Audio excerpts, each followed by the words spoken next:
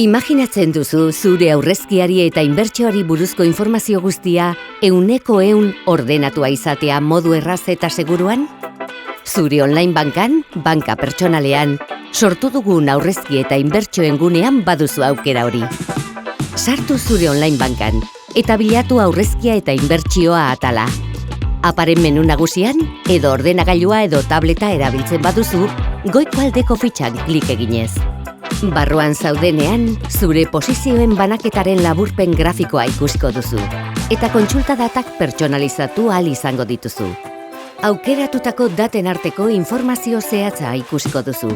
Hasierako eta amaierako saldoa, mugimenduak, bilakaera eurotan eta errentagarritasuna, inbertsio helburuen arabera banakatuta eta produktuaren arabera zehaztuta. Gainera, 3 botoi hoietako edozeinetan klik eginda, zure aholkupeko zorroaren bilakaerari buruzko informazio osagarria jaso ahal izango duzu.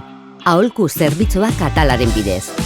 Aholkuren grafikoak eta taulak oso lagungarriak izango zaizkizu aurrezkiaren eta inbertsioaren bilakaera modu bisualago batean ikusteko. Zure aholku txostena PDF formatuan sortzeko aukera ere izango duzu. PDF-a zure postontzian gordeko da eta nahi duzunean kontsultatu ahal izango duzu.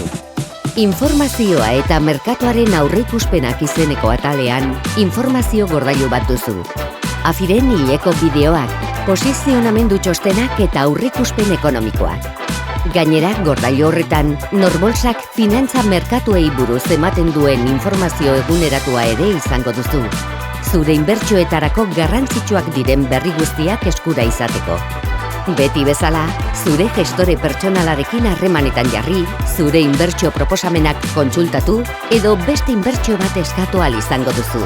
Baita laguntza atalean prestatu dugun tutorialean, aurrezteko eta inbertitzeko gunearen funtzionalitateak ezagutu ere.